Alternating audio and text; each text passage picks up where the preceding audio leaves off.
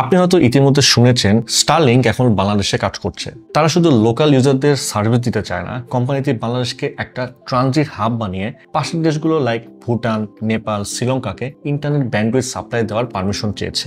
তারা এখানে বড় গ্রাউন্ড স্টেশন স্ট্যাবলিশ করতে যাচ্ছে এবং বিটিআরসি কে প্রপোজাল দিয়েছে যে বিদেশি ট্রাফিক বাংলাদেশে হয়ে যাবে, কিন্তু ওই লিঙ্কে কোনো ধরনের ফিল্টার বা ব্লকিং থাকবে না, মানে আনফিল্টার্ড আইপি অথবা আইপিএলসি চায় স্টারলিংক। আচ্ছা, এটা নিয়ে আমরা পরে বিস্তারিত জানবো। আগে জানি ঘটনার শুরুটা কখন হয়। যেমনটা আমরা জানি এই বছরের মে মাসে স্টারলিংক আনুষ্ঠানিকভাবে বাংলাদেশে সার্ভিস চালু করেছে, লোকালি বাংলাদেশে গ্রো করতে। খুব দ্রুত বাড়ছে স্টারলিংক ইউজার। মানসম্মত ইউজার সার্ভিস নিশ্চিত করতে অলরেডি কালিয়াকৈরের হাইটেক পার্কে 2টি, রাজশাহী ও যশোরে 1টি করে মোট 4টি গ্রাউন্ড স্টেশন স্থাপন করেছে স্টারলিংক। এখন গাজীপুরে বিশ্বের সবচেয়ে বড় গ্রাউন্ড স্টেশন বসানোর কথা চিন্তা করছে স্টারলিংক। অলরেডি তারা বিটিএসসি কে মেইল করে পারমিশন চেয়েছে বাংলাদেশকে হাব করে পাশের দেশগুলোতে ডেটা ট্রান্সপোর্ট করতে দেওয়া হোক এবং সেই বিদেশি ট্রাফিকদের জন্য ইন্টারন্যাশনাল লিঙ্ক যাবে যেখানে সরকারের কোনো কনস্ট্যান্ট ফিল্টারিং বা ব্লকিং অর্ডার থাকবে না। এটাই হচ্ছে মেইন কথা।